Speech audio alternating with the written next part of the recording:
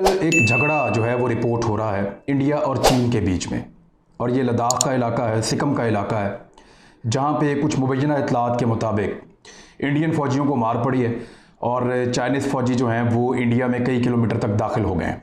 इसकी हकीकत क्या है, इस पर हमने एक रिसर्च की है और जितने फैक्ट्स अवेलेबल थे वो सारे इकट्ठे किए हैं ताकि हमें पता चले कि एक्चुअली ये एरिया क्या है, इसका बैकग्राउंड क्या है, लड़ाई किस जगह पे हो रही है, इस लड़ाई का बैकग्राउंड क्या है और सी पैक का इसमें क्या रोल है, अमेरिका इसमें क्या चाह रहा है, उसके स्टेटमेंट बड़ी तेज़ी से आए हैं और इस जगह की दिफाई लिहाज से इस पूरे खित्ते में क्या अहमियत है और ये किस नौयत की लड़ाई है जो अब तक हुई है, यानी दोनों तरफ का नुकसान कितना हुआ है, एक्चुअली कितना नुकसान हुआ है जो चीन और भारत के बीच में रिपोर्ट हुआ है उनकी दोनों मिलिट्री साइट्स पे।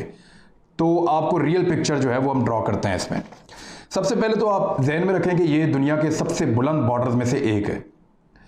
इंडिया और पाकिस्तान के बीच में जो लाइन ऑफ कंट्रोल है उसको लाइन ऑफ कंट्रोल कहते हैं क्योंकि उस तरफ जो है वो मकबूजा कश्मीर है, इस तरफ आज़ाद कश्मीर है, तो डिस्प्यूटेड एरियाज़ की वजह से उसको लाइन ऑफ कंट्रोल कहते हैं। इसी तरह जो इंडिया और चीन के बीच में एक बाउंड्री बनती है उसको लाइन ऑफ एक्चुअल कंट्रोल कहते हैं। हमारे यहाँ पे LOC कहते हैं, वो इसको LAC कहते हैं, लाइन ऑफ एक्चुअल कंट्रोल। और ये कश्मीर से शुरू हो जाती है, लद्दाख के इलाकों से, और ये जाती है म्यांमार तक, जिसको आप पुराने नाम पे बर्मा कहते थे। और ये 15,000 फुट की बुलंदी तक दोनों फौजें एक दूसरे के सामने खड़ी हैं। यानी दुनिया के बुलंद तरीन महाजों में से एक महाज ये भी है, इसको रूफ ऑफ द वर्ल्ड भी कहते हैं, जहाँ पे दोनों फौजें इस वक्त इंडिया की और चीन की आमने सामने खड़ी हैं। अब इस लड़ाई का बैकग्राउंड क्या है, एक तो ये बात आप जहन में रखें कि TRT की रिपोर्ट के मुताबिक 1975 से लेकर अब तक 1975 से अब तक लगभग तकरीबन 45 साल हो गए हैं, जहां पे एक भी गोली नहीं चली। इनके बीच में फायरिंग का तबादला नहीं हुआ, ना शेलिंग चली, ना गोली चली, ना कोई बम गिरा, तो दोनों तरफ से गोली नहीं चली। तो फिर ये लड़ाई कैसे हुई? ये लड़ाई पत्थरों के साथ हुई है, धक्कम पेल के साथ हुई है और दू बदू लड़ाई हुई है इंडिया और चाइना के फौजियों के दरमियान में। और 5 और 6 मई की रात को जब ये लड़ाई हुई तो उस लड़ाई में दर्जनों फौजी दोनों तरफ के जख्मी हुए हैं।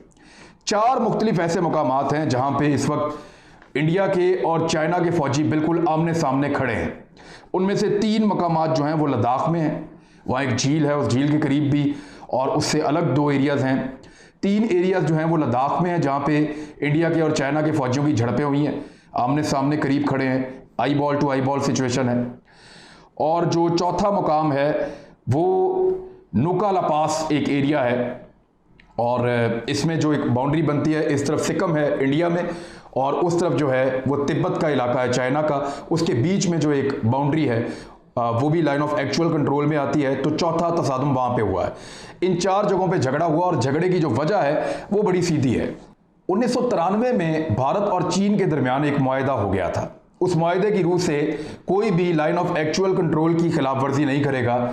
अगर कोई भी फौज आगे बढ़ेगी या उस लाइन को क्रॉस करेगी तो दूसरी फौज हमला करने की बजाय सिर्फ कॉशन देगी और आगाह करेगी, और जो पहला फरीक है वो वापस अपनी पोजीशन पे चला जाएगा।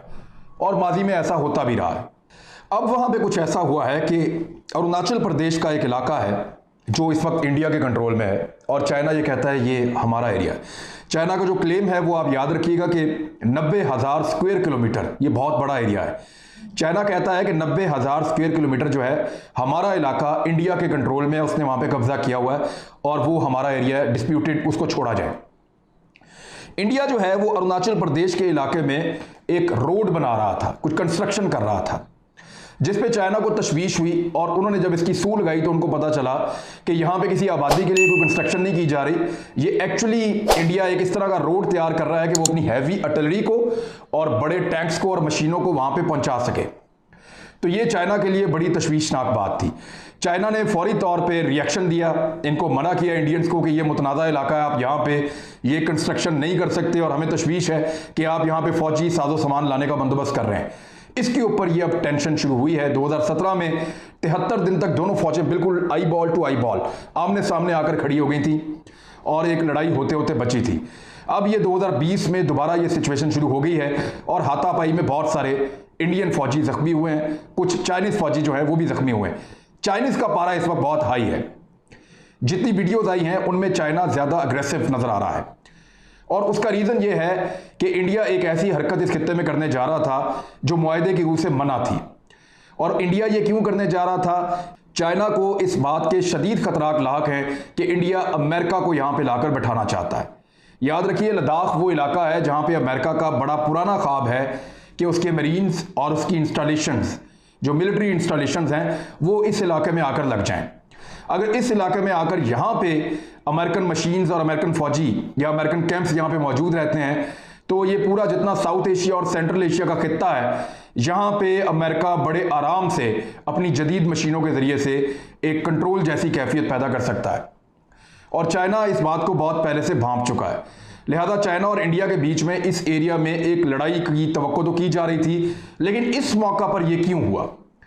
उसके पीछे जो वजूहात है, नंबर एक तो ये रोड बना रहा था इंडिया, जहां पे वो अमेरिका को फैसिलिटेट कर सकता था और अमेरिका को चौधरी बना के लाके इस जगह पे बैठाना चाहता था। और दूसरा, इंडिया पाकिस्तान पे एक दबाव बढ़ाने की और बनाने की कोशिश कर रहा था कि दियामिर भाषा डैम के ऊपर कंस्ट्रक्शन रुक जाए, क्योंकि इंडिया के बकौल वो गिलगित बल्तिस्तान को इंडिया का हिस्सा कहते हैं या एक मुतनाज़ इलाका कहते हैं और वहां पे कोई डैम बनने नहीं देना चाहते। 125 के करीब डैम इंडिया ने पाकिस्तानी पानियों पे बनाए हैं। अब पाकिस्तान जब अपने पानी के ऊपर एक डैम बना रहा है तो इंडिया को इसकी बड़ी शदीद तकलीफ है और इंडिया उसको रोकना चाहता था, क्योंकि चाइना पाकिस्तान के साथ पार्टनर है इस सारे प्रोजेक्ट में। तो चाइना दूसरी तरफ से इंडिया पे एक दबाव भी बढ़ा रहा है जो लद्दाख साइड से इंडिया के ऊपर बढ़ रहा है। अब एक चीज और ध्यान में रखें कि अमेरिका का अचानक बोलना यह बहुत बड़ी बात है। अमेरिकी नुमाइंदा साउथ एशिया और सेंट्रल एशिया, उन्होंने फौरी तौर पे रिएक्शन दिया है। एलिस जी वेल्स, उन्होंने कहा है कि ये जो चाइना का अमल है ये एक इश्तियाल अंगेजी है और इसको इश्तियाल अंगेज रवैया करार दिया है, बगैर चीज़ों की तहकीक में जाए, बगैर ये देखे किसकी गलती है, बगैर ये देखे किसने क्या किया है। अमेरिका ने फौरन फैसला भी सुना दिया कि चाइना इसमें कसूरवार है। अभी यहाँ गोली नहीं चली, लाइन ऑफ कंट्रोल पे रोजाना गोली चलती है, बारूद चलता है, सिविलियन की हलाकतें होती हैं, पाकिस्तानी ले जाकर दिखाते हैं कि इंडिया ये ज्यादती कर रहा है। कभी आज तक अमेरिका नहीं बोला, लेकिन यहां चाइना के खिलाफ अमेरिका ने फौरन अमेरिका ने स्टेटमेंट जारी कर दिया और इसको जारहियत करार दे दिया है चाइना की जानिब से इंडिया के ऊपर। हालांकि वहां से अभी तक प्रॉपर रिपोर्ट्स भी नहीं आई, किसी को ले जाके वो एरिया दिखाया भी नहीं गया। कुछ रिपोर्ट्स के मुताबिक इंडिया और चाइना ने वहां पे ट्रूप्स की तादाद में, फौजियों की तादाद में इजाफा शुरू कर दिया है। चाइना साइड से मजीद 5000 की कुमक जो है वो भेजी गई है, खसूसन इन 4 एरियाज में जहां पे इस वक्त फौजी बहुत ज्यादा अग्रेशन में है दोनों तरफ के। अब इस कंफ्लिक्ट का एक फायदा जो है वो नेपाल ने भी उठाना शुरू कर दिया है। नेपाल से एक रोड बन रहा है जो चाइना को जाकर मिलेगा। ये रोड भी उसी तरह का है जैसा पाकिस्तान में से गुजार कर वो ट्रेड करना चाह रहे हैं। इसी तरह नेपाल में भारतीय सरहद के साथ साथ वो एक रोड बना रहे हैं। एक तो नेपाल के काफी बड़े एरिया पे भी इंडिया ने कब्जा कर रखा है। ये दरचूला टिंकर रोड है, ये 12 साल पहले बंद कर दिया गया था और भारत को सख्त नागवार है ये रोड बनना। अब इस टेंशन के बाद फौरी तौर पे नेपाल ने अनाउंसमेंट कर दी है और वो अपना दरचूला टिंकर रोड जो है वो फौरी तौर पे बनाना शुरू कर दिया। उसका 50 किलोमीटर तो पहले ही तामीर हो गया था, आज से 12 साल पहले। जो बाकी का 80 किलोमीटर है उसके ऊपर अब वो अपनी मिलिट्री को आगे लेकर आए हैं और अपनी मिलिट्री की मदद से वो उस रोड को मुकम्मल कर रहे हैं जो इंडिया को बिल्कुल पसंद नहीं है। यानी नेपाल को इस बात का पता है कि इंडिया यहाँ पे आके रोड बना रहा है और इस जगह पे आके टच कर सकता है, तो हमें फौरी तौर पे चाइना को भी एक्सेस देनी होगी। तो तिजारत और सियाहत का जो है वो एक नाम लिया गया है और फौरी तौर पे ये रोड बनाया जा रहा है। सीपैक अगर मुकम्मल हो जाता है और सीपैक के साथ ही ये आपका एनर्जी का एक मनसूबा भी है, दियामिर भाषा डैम, मजीद मनसूबे भी बनेंगे, तो यहीं पे बिजली पैदा की जाएगी, बहुत सारी इंडस्ट्री लगेगी सीपैक के दोनों तरफ, चाइना और पाकिस्तान के इश्तराक से। तो इंडिया और अमेरिका इसको रोकना चाहते हैं, इसराइल भी इसको रोकना चाहता है, क्योंकि इनकी मईशत बेहतर हो जाएगी। तो वो कंपैरिजन होता है ना कि कौन कितना हिस्सा दुनिया की मार्केट में से उठा लेता है।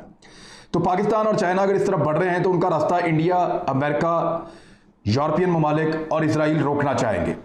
इवन कुछ अरब ममालिक हैं, उनको भी ये पसंद नहीं है। तो रोकने के लिए सबसे बड़ा टूल उनके पास ये था कि पाकिस्तान और इंडिया के बीच में सिचुएशन को खराब किया जाए। सेम टाइम में जब इस सिचुएशन को भांप लिया चाइना ने, तो उसने इंडिया के ऊपर दबाव बढ़ाया है दुनिया के सबसे बुलंद बॉर्डरों में से एक बॉर्डर पे, उसको रूफ ऑफ द वर्ल्ड भी कहते हैं। अब वहां पे इस वक्त टेंशन की सूरत-ए-हाल है। ये जो रिपोर्ट्स आ रही हैं कि चाइनीज फौजी 3 किलोमीटर अंदर आ गए, इंडियन फौजी को धकेल दिया, इंडियन फौजियों को धकेल दिया। इनमें अभी तक कोई मुस्तनद खबरें हमारे पास मौजूद नहीं हैं। हाँ, लेकिन ये बात पक्की है कि जो झड़पें हुई हैं, हाथापाई हुई है और जो पथराव हुआ है, उसमें इंडियन फौजियों का नुकसान चाइना के फौजियों की निस्बत ज़्यादा है। और इंडिया इस वक्त चाइना के साथ किसी किस्म का फड्डा करने के मूड में इसलिए नहीं है कि उसकी मईशत भी कमज़ोर है और फौजी लिहाज से भी वो चाइना से खासा कमज़ोर मुल्क है। और अमेरिकन सपोर्ट के ऊपर वो पूरी तरह इन्हिसार नहीं कर सकता जब तक कि प्रैक्टिकली अमेरिका आके वहाँ पर बैठ ना जाए। और पाकिस्तान ने तो अमेरिका पे ट्रस्ट करके देख लिया है, माजी में उसका नुकसान भी उठाया, तो इंडिया शायद इतनी बड़ी बेवकूफ़ी नहीं करेगा। तो क्या ये लड़ाई आगे बढ़ सकती है? अब डिपेंड करता है इंडिया के ऊपर। चाइना ने एक और बड़ा खौफनाक मैसेज दिया है और वो मैसेज ये है कि चाइना ने जो एम्बेसी है उनकी इंडिया में, उसमें उन्होंने एक लेटर जारी किया है, एक नोटिस पब्लिश किया है एम्बेसी की वेबसाइट पे, जिसके मुताबिक चाइना के जितने तलबा, बिजनेसमैन और सयाह इंडिया में मौजूद हैं वो वापस चाइना ट्रैवल कर सकते हैं और उनकी ट्रैवलिंग के लिए खुसूसी परवाज़ें चलाई जा रही हैं। वजह तो बताई गई है कोविड-19, लेकिन पाकिस्तान से चाइनीज़ वापस नहीं बुलाए जा रहे, यूरोप से, अमेरिका से, बाकी मुल्कों से वो वापस उस तरह से नहीं बुला रहे जिस तरह उन्होंने इंडिया के लिए ये पैगाम जारी किया है। तो इसका मतलब बखूबी समझा जा सकता है कि चाइना क्या पैगाम देना चाह रहा है अपने शहरियों को। कुछ शराइत उसने उसमें आयद की है कि वायरस से बचाव के लिए जो SOPs हैं उनको अपनाया जाए, लोगों को क्वारंटीन किया जाएगा जब वो चाइना पहुंचेंगे चाइनीज़। लेकिन उन्होंने खुसूसी परवाज़ें जारी की हैं और इन परवाज़ों के लिए टिकट जो है वो लोग खुद ही अपना खर्च करेंगे। तो ये एक पैगाम है भारत के लिए जिससे भारत में परेशानी में इजाफा हुआ है और उनके जो तज्ज़ियाकार हैं वो एक जंग को बहुत करीब देख रहे हैं। अब उनको इस बात की फिक्र है कि हम जब पाकिस्तान के ऊपर दबाव डालते थे तो हमारा मीडिया भी शोर मचाता था, हम भी शोर मचाते थे, दुनिया से भी आवाज़ें आती थी, तो हम एक दबाव बना लेते थे। लेकिन जब चाइना ने हमारे साथ ये सिचुएशन पैदा की है तो खित्ते में हमारा साथ देने के लिए कोई खड़ा नहीं हो रहा और ख़ास तौर पे अमेरिका अगर साथ देता भी है तो अभी ज़बानी कलामी है। और क्या अमेरिका हमारे लिए चाइना के साथ जंग कर पाएगा, ये भी एक बहुत बड़ा सवाल है। लेकिन ये उस वक्त उनके दिमाग में सवाल आ रहे हैं जब चाइना ने हाल ही में अभी चंद दिन पहले अमेरिका को एक वार्निंग जारी कर दी है, क्योंकि चाइना के पास ये रिपोर्ट्स पहुंची है कि डोनाल्ड ट्रंप ने मुशावरत की है एक एटॉमिक तजर्बे की, एटम बम का एक तजर्बा करने की प्लानिंग की है और उसके ऊपर मुशावरत कर ली है डोनाल्ड ट्रंप ने और कुछ हवालों से ये चीज़ें छप भी चुकी हैं। तो चाइना ने अमेरिका को वार्न किया है कि आप किसी भी सूरत में इस किस्म का तजर्बा नहीं कर सकते, इससे आलमी अमन को एक खतरा लाहक हो जाएगा। याद रखें कि 1992 में अमेरिका ने आखिरी एटॉमिक एक एक्सप्लोजन किया था, एक तजर्बा किया था। पिछले 28 साल से वो CTBT जो चार्टर है एक, उसकी खिलाफ वर्जी नहीं कर रहा। अब ये CTBT मैं आपको थोड़ा सा इसका बता देता हूं कि ये comprehensive nuclear test ban treaty है जो मुख्तलिफ मुल्कों के बीच में है, जो एटॉमिक पावर्स हैं, कि आप न्यूक्लियर टेस्ट भी नहीं कर सकते, इसके ऊपर एक बैन है और इससे आलमी अमन को खतरा हो जाएगा। तो चाइना ने अमेरिका को वार्न किया है, अमेरिका जो है वो चाइना के खिलाफ स्टेटमेंट दे रहा है। तो एक सर्द जंग इन दोनों मुल्कों के बीच में अलग चल रही है और चाइना कि इंडिया के साथ टेंशन चल रही है और इंडिया पाकिस्तान के साथ टेंशन क्रिएट कर रहा था। तो अब ये एक ट्राइका बन गया है। तो सिचुएशन बड़ी कॉम्प्लेक्स है और हमारे लिए बड़ी फेवरेबल है पाकिस्तानियों के लिए। पाकिस्तान के साथ चाइना की भी दोस्ती है, पाकिस्तान के साथ अमेरिका जो है वो भी इस वक्त आंखें नहीं फेर सकता। ईरान के साथ पाकिस्तान के ताल्लुकात बेहतर हुए हैं। तो पाकिस्तान ने अपने आप को एक बेहतर और जिम्मेदार मुल्क के तौर पे गुज़िश्ता चंद सालों के अंदर मनवाया भी है। तो ये सिचुएशन है अब तक का।